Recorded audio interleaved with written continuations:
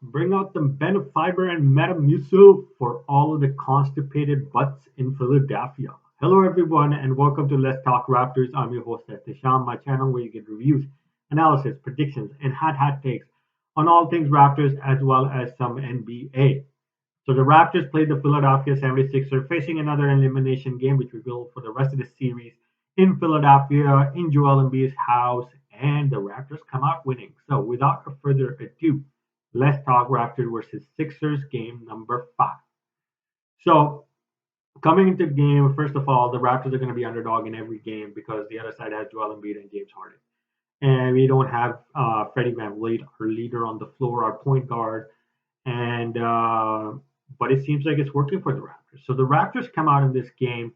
The first possession, James Harden scores for the Philadelphia 76ers, and the Raptors don't give away a lead after that. It's basically getting to the bucket constantly. Chris Boucher had like 3 dunks. In the first quarter, the game was pretty close because it was tied at the end of the first quarter. Gary Trent is getting, Pascal scores 4 points. OG didn't really have it going. Scotty was, had a couple of points, but he was still doing the point guard duties and stuff like that. And Precious wasn't looking like Precious. So it seemed like maybe the Raptors might not win this game because this moment might get too big for them. But then comes around the second quarter, and it seems like the Raptors flip on a switch. Gary Trent Jr. decides to go off. OG and Nobi starts to get to the bucket. The bench is playing amazing because Precious Achua is doing what he needs to do. Chris Boucher just brings that extreme amount of energy, getting to the bucket. He had like 3 or 4 dunks for all of his points. And Thaddeus Young is doing his veteran stuff, and Joel Embiid and James Harden can't seem to be getting going. But on the other side, Danny Green decides to go off. I think he had like 3 for 4 3 pointers, which kept them in the game. So the Raptors go into the halftime, I think, about 8 point lead or a 6 point lead. And then comes around the third quarter. And that is when I want to say each and every person who fucking doubted Pascal Siakam needs to shut the hell up and stay off the bandwagon. I don't want these guys coming back. Same thing with Precious Chua because Siakam basically played the most veteran game he can play. He decided to hold off his energy for the first 2 quarters because he knows the guy he will need it in the big moment in the third and fourth quarter. The guy goes off for 9 points in the third quarter, puts us up by 10. And the Raptors are just playing amazing basketball. They're going, they're passing it to each other. And Pascal and was it OGM? No, Pascal and Precious, they decided to put Joel Embiid on his ass. They put him on his heels. He could not defend them. They're getting to the bucket. Precious had like 2 dunks on his ass. And Pascal is getting his mid ranges, getting to the rim, assisting the ball. Gary Trent nailed the 3 pointer. Did he nail it? I don't know. And OG nailed 3 pointer, and then comes around the fourth quarter. The Raptors had, I think, a 9 point lead or 11 or 13 point lead going into the fourth quarter. And then the Philadelphia 76ers, they did get it down to 6 points in the mid third quarter, but then again, Pascal was going off, so got back up to 10 points. And then basically, they make a run. They go on, I think, a 5-0 run, getting down to about 79 and 88. And that is when it was left about 3 minutes left? No, 4 minutes left. And basically, the Raptors decide to say, hell nah, man. And basically, what happens is OG Anunoby gets the ball from Siakam. Siakam tries to get to the bucket. He gets double teamed, passes it out. OG just missed a 3 pointer before that. Takes a side step right in their face. Puts us up by 12 with 3 minutes to go. And that pretty much would be a dag. No, was it? Damn it. Oh, yeah, I think so.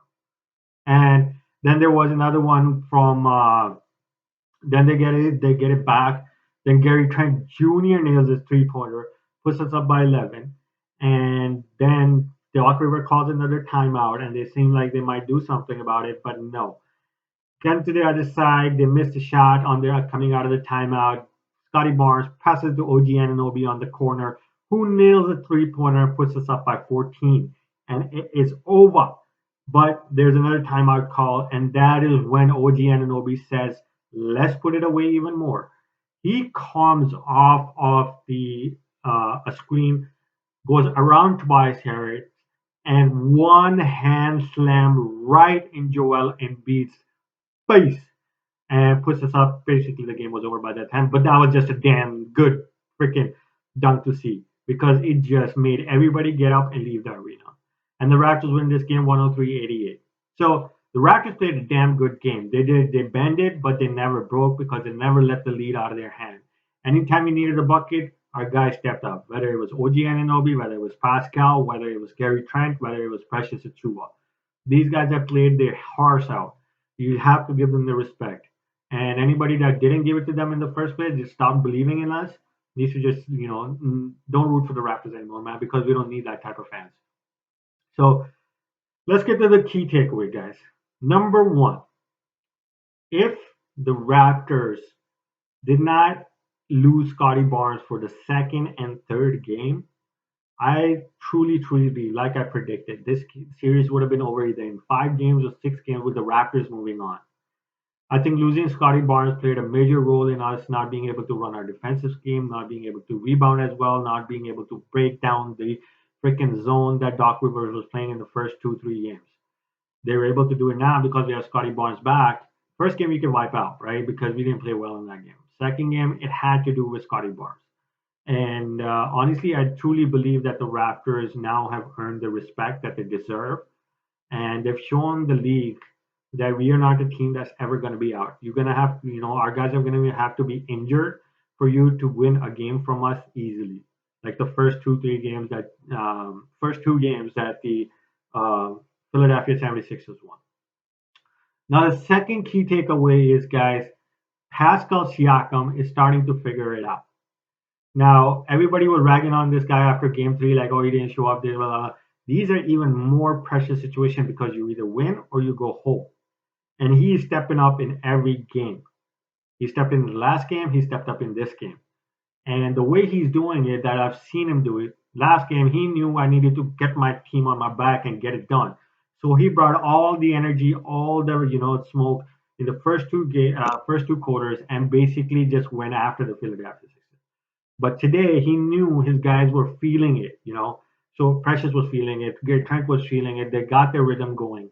What he did was he kept his energy on the defensive end, impacting the game there.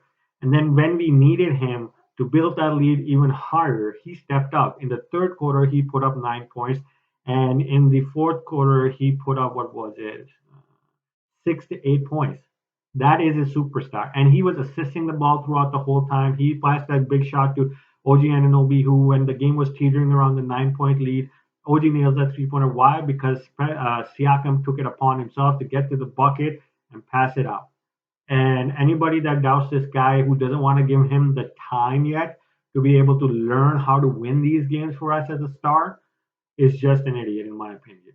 Because he's just picked, like I keep saying, he picked up the ball when he 10 years ago. That's not enough time.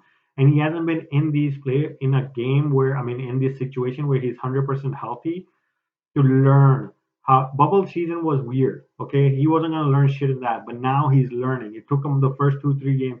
Actually, he had the first 2 games were okay. He scored 18 points and 23 points, but now he's learning how to do it, and it's good to see. And if the Raptors come out of this playoff with him learning those things, Gary Trent learning those things, OG and Anobi learning those things, we will be good for the future. Now the third key takeaway, guys, I have, and I love Freddie VanVleet, but it just seems like I would prefer him not to come back in the series because the matchup is working better. Maxi has been quieted, so as what's in it, Tobias Harris, because there's more switching happening. There isn't a shorter guy. There isn't a guy who's dealing with a complete, Scotty seems to be dealing well with his injury, even though he still limps when he goes out for a timeout. But it seems like there's more switchability for the Raptors. The defense is looking better. The zone is able to be worked around better because Scotty can look over Tyrese Maxey. He can look over defenders. So can the rest of the guys, and it's helping us out in order for our offense as well as on the defensive end. And honestly, I would prefer. It just seems like the Philadelphia 76ers always have a size advantage over Freddie, and if Freddie sits out for the rest of the series, I wouldn't be too bummed about it. He's carried us for this, and I wouldn't play without him in the Miami Heat or other series if we make it that far. Now, the last part is, guys, the Philadelphia 76ers are nervous. The Raptors have nothing to lose anymore.